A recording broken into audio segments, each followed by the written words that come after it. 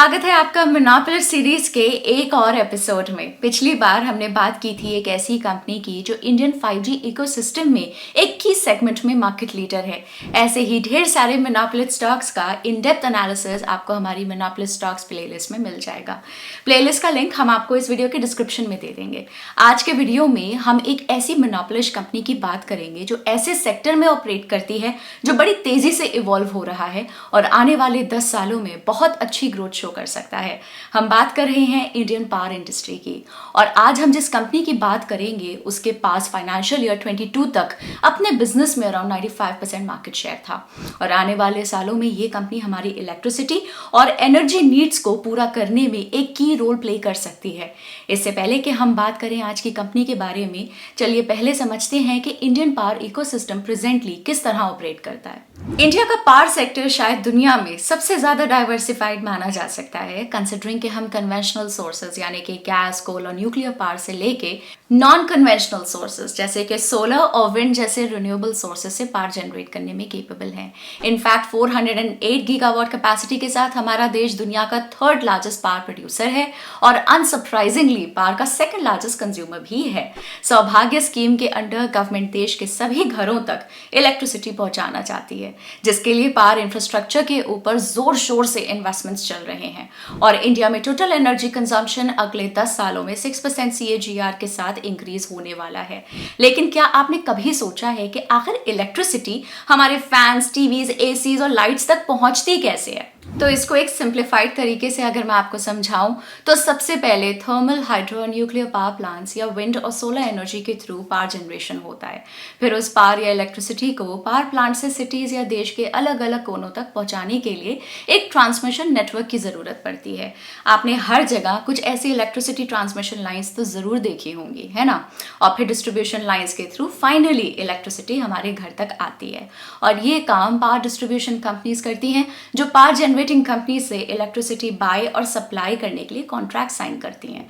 Presently power distribution companies या short में discoms जो एंड यूजर्स को इलेक्ट्रिसिटी सप्लाई और डिस्ट्रीब्यूट करती हैं वो पावर परचेज अग्रीमेंट्स या फिर PPAs से भी बंधी हुई होती हैं और ये PPAs 1, 2 या 5 साल के नहीं होते बल्कि ये 20 से 25 साल लंबे होते हैं। इसलिए एक बार PPA साइन हो गया तो डिस्कॉम्स पावर शेड्यूलिंग और सोर्सिंग के लिए कोई और ऑल्टरनेटिव ऑप्शन के साथ नहीं जा सकते हैं, भले ही इलेक्ट्रिसिटी कहीं और सस्ते में मिल रही हो या पावर जनरेटर मेंटेनेंस में ही क्यों ना हो।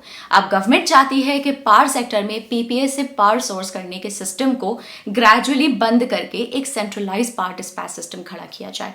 सिंपल भाषा में बोलें तो देश के टोटल पावर जनरेटिंग रिसोर्सेज को पूल किया जाएगा और वहीं से पूरे देश की ओवरऑल डिमांड के लिए इलेक्ट्रिसिटी सोर्स होगी, वो भी ऑन डिमांड और चीप। पावर ट्रांसमिशन और डिस्ट्रीब्यूशन सेगमेंट्स में कई रिफॉर्म्स अंडरवे हैं और कई रिफॉर्म्स आने वाले हैं। इंडियन गवर्नमेंट पावर सेक्टर में एक पैराडाइम शिफ्ट की तैयारी कर रही है। गवर्नमेंट ने पिछले साल ही मार्केट बेस्ड इकोनॉमिक डिस्पैच या MBED नाम की स्कीम को प्रपोज किया था जो पावर सेक्टर को रेवोल्यूशनाइज कर देगा। इस सेगमेंट से पावर डिस्ट्रीब्यूशन कंपनीज और हम जैसे कंज्यूमर्स के लिए बिजली का खर्चा कम हो सकता है। इंडिया में करेंटली 5 रीजनल ग्रिड्स के थ्रू पावर डिस्ट्रीब्यूशन होता है, north, south, west, east and north east. लेकिन government currently 1 nation 1 grid policy के लिए ग्राउंड वर्क कर रही है। आइडिया ये है कि इन सभी 5 ग्रिड्स को कनेक्ट किया जाए ताकि एक यूनिफाइड ग्रिड हो और एज अ रिजल्ट पावर का प्राइस पूरे इंडिया में यूनिफॉर्म हो। लेकिन सबसे इंटरेस्टिंग स्पेस जो 1 नेशन 1 ग्रिड और MBED पॉलिसीज को सक्सेसफुल बनाने में एक बड़ा रोल प्ले करने वाला है वो है पावर मार्केट सेगमेंट। प्लस जिस स्पेस से इंडियन इकोनॉमी ग्रो कर रही है, अगर हमें ग्लोबल स्टेज पे अपनी पोजीशन को मेंटेन करना है तो हमें अपनी इलेक्ट्रिसिटी मार्केट को और भी ज्यादा कंपेटिटिव और इफेक्टिव बनाना होगा। और आज भी इंडिया में लगभग 88% इलेक्ट्रिसिटी की ट्रेडिंग पावर परचेज एग्रीमेंट्स या फिर लॉन्ग टर्म मार्केट के थ्रू ही होती है, जो कि डिस्कॉम्स के ग्रोथ प्रोस्पेक्ट्स को लिमिट करता है। तो अब आप सोच रहे होंगे कि इसका सोल्यूशन क्या है, इलेक्ट्रिसिटी या पावर एक्सचेंजेस? जी हाँ, और आज की हमारी मोनोपोली कंपनी इंडिया की लार्जेस्ट पावर एक्सचेंज प्लेटफॉर्म है। इंटरेस्टिंगली आज के दिन इंडिया की टोटल पावर में से सिर्फ 7.7% ही पावर एक्सचेंजेस के थ्रू ट्रेड होती है और ये नंबर डेवलप कंट्रीज में 30 से 80% पे है। तो आप खुद ही सोचिए कि यहाँ कितना इमेंस ग्रोथ पोटेंशियल है, वो भी इंडिया जैसी बड़ी इकोनॉमी के स्केल पे। आप अब ये जरूर सोच रहे होंगे कि आखिर पावर एक्सचेंजेस हैं क्या और ये डिस्कॉम्स की प्रॉब्लम को कैसे सॉल्व करते हैं। इसके लिए आपको थोड़ा हिस्ट्री में जाना पड़ेगा। 2005 में पावर एक्सचेंजेस को कॉन्सेप्चुलाइज किया गया था, जहां इलेक्ट्रिसिटी के बायर्स और सेलर्स एक प्लेटफॉर्म पे आए और demand supply based price discovery के माध्यम से एक ट्रांसपेरेंट प्राइस पे शॉर्ट टर्म बेसिस पे इलेक्ट्रिसिटी ट्रेड कर सकें। मतलब सिंपल टर्म्स में एक पावर एक्सचेंज इलेक्ट्रिसिटी के बायर्स और सेलर्स को ट्रांजैक्ट करने के लिए एक कॉमन प्लेटफॉर्म देता है। इसके कई बेनिफिट्स हैं। अब आप ये समझिए कि क्योंकि इलेक्ट्रिसिटी फ्लो स्टेट में रहती है, इसलिए उसे स्टोर करना मुश्किल और एक्सपेंसिव होता है। ऐसे में जब भी कभी एक डिस्कॉम के पास सरप्लस पावर है, तो वो इलेक्ट्रिसिटी को स्टोर करने के बजाय एक्सचेंज पे जाके रियल टाइम मार्केट पे ऐसी कई डिस्कॉम्स को सेल कर सकती है जिसे एक्सेस पावर की जरूरत है। फॉर एग्जाम्पल, सपोज एक पर्टिकुलर दिन में किसी डिस्कॉम ने 10 मेगावाट एनर्जी की डिमांड शेड्यूल की है, लेकिन सडनली गर्मी बढ़ने की वजह से लोगों ने एसीज का यूज ज्यादा किया। तो इस सिनारियो में एनर्जी की डिमांड शेड्यूल 10 मेगावाट को एक्सीड कर लेती है और इस एक्सेस या फिर वेरिएबल डिमांड को मीट करने के लिए उस डिस्कॉम को शॉर्ट टर्म एनर्जी मार्केट में जाना पड़ता है। और वो शॉर्ट टर्म मार्केट ज्यादातर केसेस में होता है एक एनर्जी एक्सचेंज, क्योंकि यही वो जगह है जहां एफिशिएंट प्राइस डिस्कवरी होना मुमकिन है, वो भी रियल टाइम में। इसलिए गवर्नमेंट चाहती है कि ज्यादा से ज्यादा पावर ट्रेडिंग वॉल्यूम्स एक्सचेंजेस पर आएं और इवेंचुअली प्लान है कि लॉन्ग टर्म मार्केट को भी एक्सचेंजेस पे लाया जाए। तो अगर हमें one nation one grid MBED और शॉर्ट टर्म पावर मार्केट्स में हो रहे रिफॉर्म्स और डेवलपमेंट्स के बीच के डॉट्स को कनेक्ट करना है, तो पता चलता है कि यहाँ पावर एक्सचेंजेस एक सेंट्रल रोल प्ले करने वाले हैं। और ऑलमोस्ट 95% मार्केट शेयर के साथ हम आज बात करेंगे इंडिया की एक लौती लिस्टेड पावर एक्सचेंज कंपनी जिसने पावर एक्सचेंज मार्केट में अपनी मोनोपोली एस्टैब्लिश कर ली है। जी हाँ, हम बात कर रहे हैं इंडियन एनर्जी एक्सचेंज की। चलिए समझते हैं कि कंपनी आखिर करती क्या है। इंडियन एनर्जी एक्सचेंज देश का पहला और लार्जेस्ट एनर्जी एक्सचेंज प्लेटफॉर्म है। 2008 में एस्टैब्लिश होने वाली ये company real time platform provide करती है, जिसके ऊपर physical delivery of electricity, renewable energy certificate and energy saving certificate जैसे प्रोडक्ट्स ट्रेड होते हैं। साथ ही ये प्लेटफॉर्म पर पार्टिसिपेंट्स इलेक्ट्रिसिटी या पावर को 15 मिनट्स के ब्लॉक में intraday contracts, day ahead contracts and daily contracts भी ट्रेड कर सकते हैं। थोड़ा कॉम्प्लिकेटेड हो सकता है विजुअलाइज करने में कि भाई आखिर फिजिकल इलेक्ट्रिसिटी को कोई कैसे किसी प्लेटफॉर्म पे ट्रेड कर सकता है। इसको शेयर मार्केट के एग्जाम्पल से समझते हैं। मान लो कि आपको इन्फोसिस के 100 शेयर्स खरीदने हैं 1500 रुपीज पर शेयर की प्राइस पे, तो आप क्या करोगे? आप सिंपली ग्रो पर जाके इस प्राइस पे इन्फोसिस के 100 शेयर्स का बाय ऑर्डर प्लेस कर दोगे, राइट? लेकिन आपका ये ऑर्डर तभी एग्जीक्यूट होगा जब आपको सामने 1500 रुपीज पर शेयर के प्राइस पे बेचने वाले सेलर्स मिलेंगे। और ये कहाँ पता चलता है? नेशनल स्टॉक एक्सचेंज या फिर बॉम्बे स्टॉक एक्सचेंज पे, राइट? इन एक्सचेंजेस के पास एक स्पेसिफिक प्रोप्राइटरी एल्गोरिथम होता है जिसके थ्रू ऑर्डर मैच होता है और फाइनली आपके डीमैट अकाउंट में इन्फोसिस के 100 शेयर्स डिलीवर हो जाते हैं। ठीक उसी तरह इंडियन एनर्जी एक्सचेंज के ऑनलाइन प्लेटफॉर्म के द्वारा फिजिकल इलेक्ट्रिसिटी की बाइंग और सेलिंग मुमकिन होती है। हालांकि एक इंटरेस्टिंग डिफरेंस है, आप ग्रो पर आकर ऑर्डर प्लेस करते हो लेकिन ऑर्डर मैचिंग एक्सचेंजेस पर होती है, जबकि डिस्कॉम्स के लिए IEX के प्लेटफॉर्म पर ही ऑर्डर प्लेसमेंट, ऑर्डर मैचिंग और ऑर्डर एग्जीक्यूशन सब कुछ हो जाता है, यानी कि मिडिलमैन की जरूरत ही नहीं। और ये सर्विसेज फैसिलिटेट करने के लिए कंपनी ट्रांजैक्शन फीस चार्ज करती है। अब आपको समझ आया IEX का बिजनेस मॉडल। और इसी ट्रांजैक्शन फीस के फॉर्म में IEX अपने 80% रेवेन्यूज अर्न करती है। तो चलिए अब ब्रीफ में डिस्कस करते हैं कि IEX किन किन मार्केट सेगमेंट्स में ऑपरेट करती है। पहले बात करते हैं डे अहेड मार्केट या DAM की, जहां अगर किसी को कल इलेक्ट्रिसिटी चाहिए तो वो आने वाले दिन के लिए जो मिडनाइट के बाद शुरू होने वाला है उसमें 15 मिनट के ब्लॉक्स में इलेक्ट्रिसिटी बाय कर सकता है। और यही IEX का सबसे पॉपुलर प्रोडक्ट है, जिससे फाइनेंशियल ईयर 22 में उनका 64% रेवेन्यू आया था। उनका दूसरा सबसे ज्यादा चलने वाला प्रोडक्ट है रियल टाइम मार्केट यानी कि RTM, जो कि जून 2020 में लॉन्च हुआ था। ये फीचर मार्केट पार्टिसिपेंट्स को अलाउ करता है कि वो अभी से 1 घंटे बाद के लिए भी इलेक्ट्रिसिटी बाय कर सकते हैं, जो कि ऑलमोस्ट रियल टाइम है। फाइनेंशियल ईयर 22 में इस प्रोडक्ट ने IEX के टोटल रेवेन्यूज में 20% कंट्रीब्यूशन किया है। अब अगर हम उनके एक और रीसेंट प्रोडक्ट की बात करें तो वो है टर्म अहेड मार्केट यानी कि TAM, जो मार्केट्स को अप टू 3 मंथ्स तक के लुक अहेड के लिए पार्ट ट्रांजैक्ट करने को अलाउ करता है। ये फीचर का कंपनी के रेवेन्यू में 5% हिस्सा है। और लास्टली IEX अपने प्लेटफॉर्म के थ्रू रिन्यूएबल एनर्जी सर्टिफिकेट्स या RECs और एनर्जी सेविंग सर्टिफिकेट्स की ट्रेड भी फैसिलिटेट करता है। एनवायरमेंट प्रोटेक्शन के चलते इंडस्ट्रीज के ऊपर ऑब्लिगेशंस होते हैं कि उनके टोटल एनर्जी कंजम्पशन का कुछ मिनिमम हिस्सा रिन्यूएबल एनर्जी सोर्सेज से आना चाहिए। लेकिन कुछ इंडस्ट्रीज होती हैं जिनके पास उतने रिसोर्सेज नहीं होते या वो मिनिमम लिमिट रीच नहीं कर पाते, तो वो उन क्रेडिट्स को IEX के प्लेटफॉर्म पे उन इंडस्ट्रीज से परचेज कर सकते हैं जिन्होंने एक्सेस में रिन्यूएबल एनर्जी जनरेट की है और अपनी ऑब्लिगेशंस पूरा कर पा रही हैं। पिछले फाइनेंशियल ईयर में REC और ESC ट्रेडिंग का IEX के टोटल रेवेन्यूज में 6% कंट्रीब्यूशन है।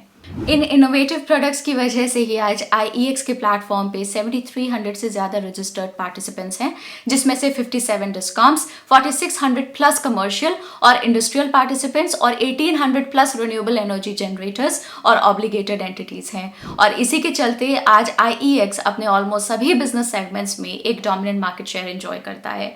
फॉर एग्जाम्पल फाइनेंशियल ईयर 23 के Q2 के डेटा के अनुसार डे अहेड मार्केट में उनके पास 99.5% और रियल टाइम मार्केट में 100% मार्केट शेयर है।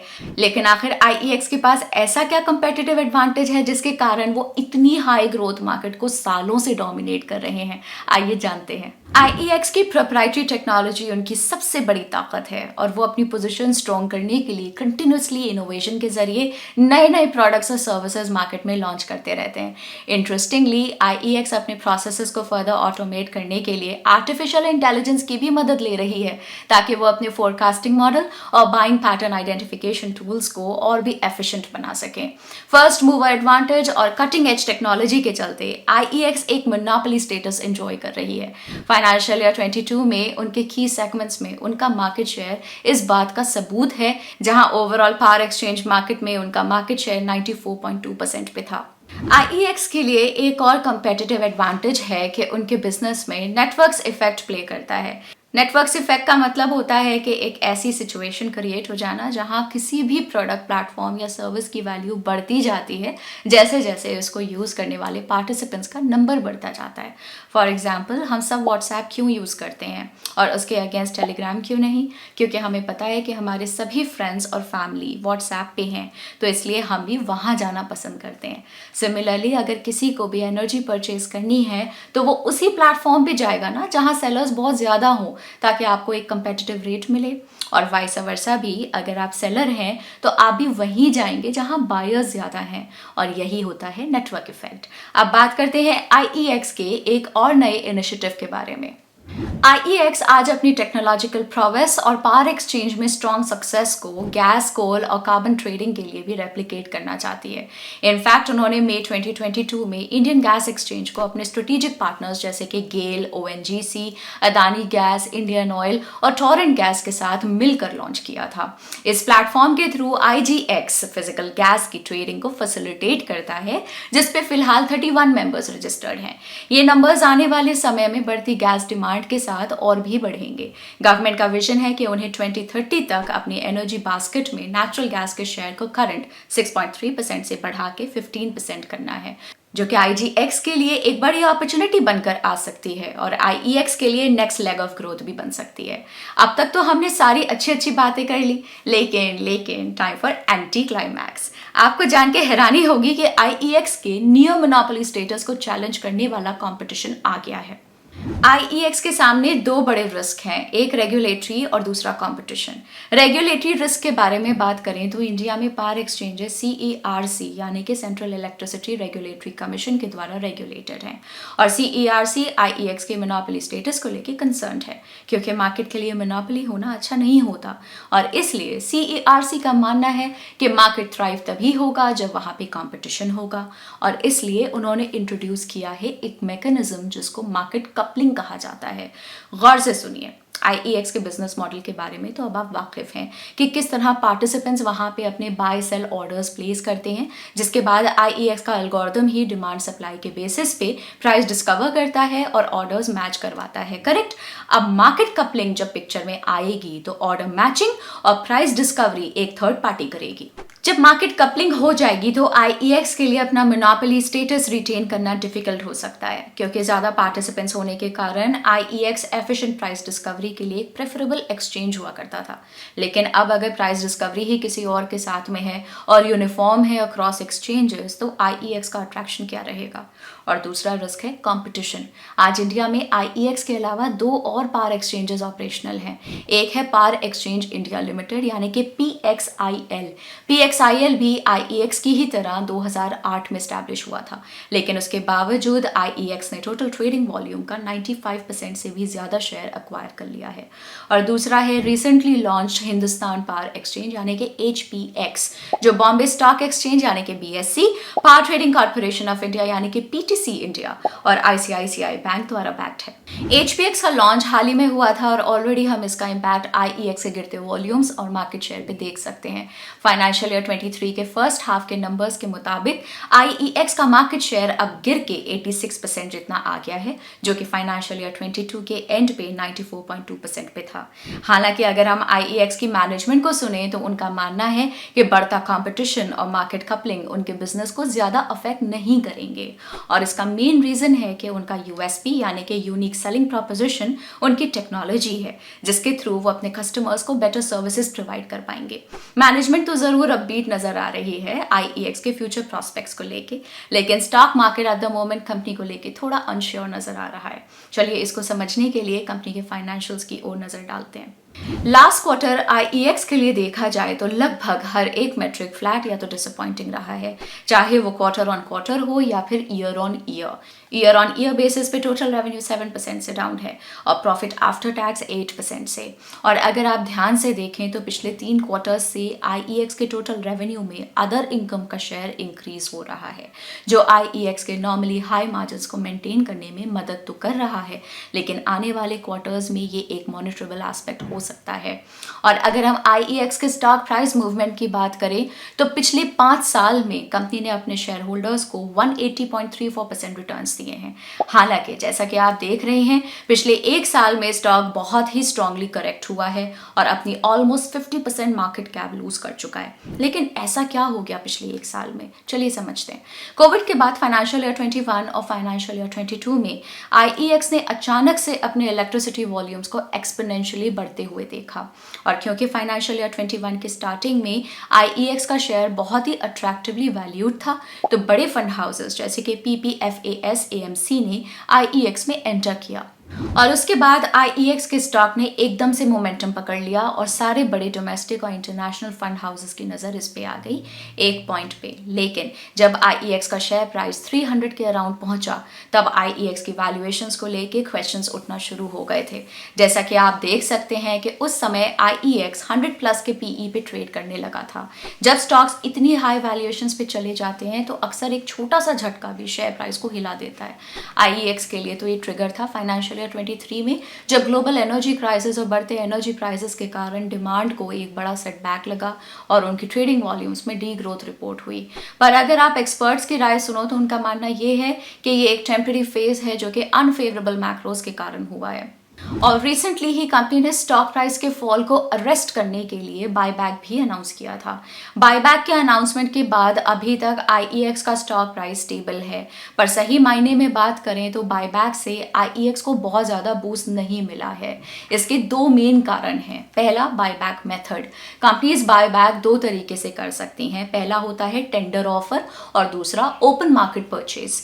टेंडर ऑफर में कंपनी शेयर होल्डर्स को ऑप्शन देती हैं कि एक फिक्स प्राइस पे कंपनी को उसके शेयर्स वापस करने के लिए।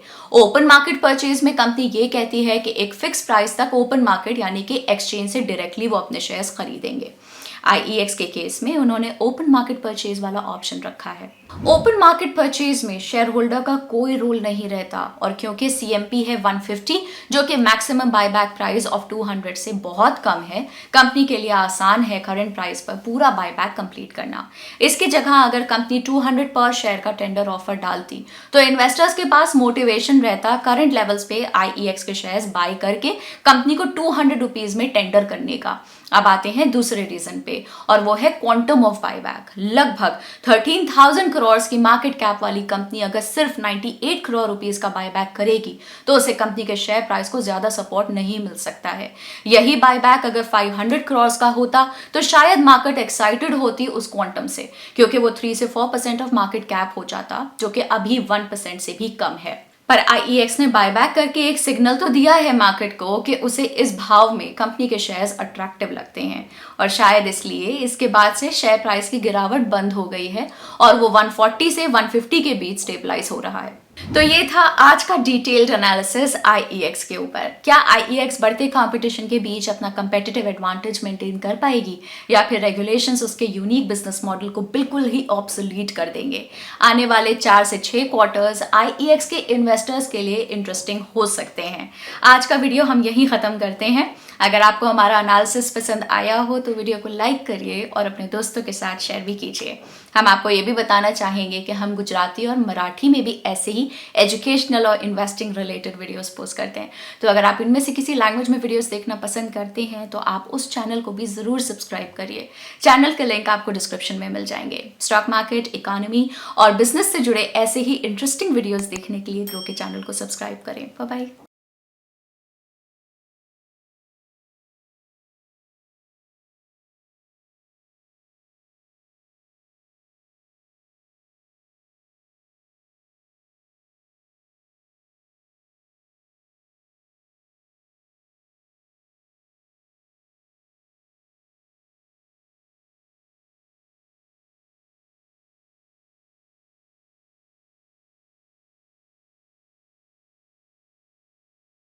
Investment in securities market are subject to market risks. Read all the related documents carefully before investing. Please read the risk disclosure documents carefully before investing in equity shares, derivatives, mutual fund, and or other instruments traded on the stock exchanges.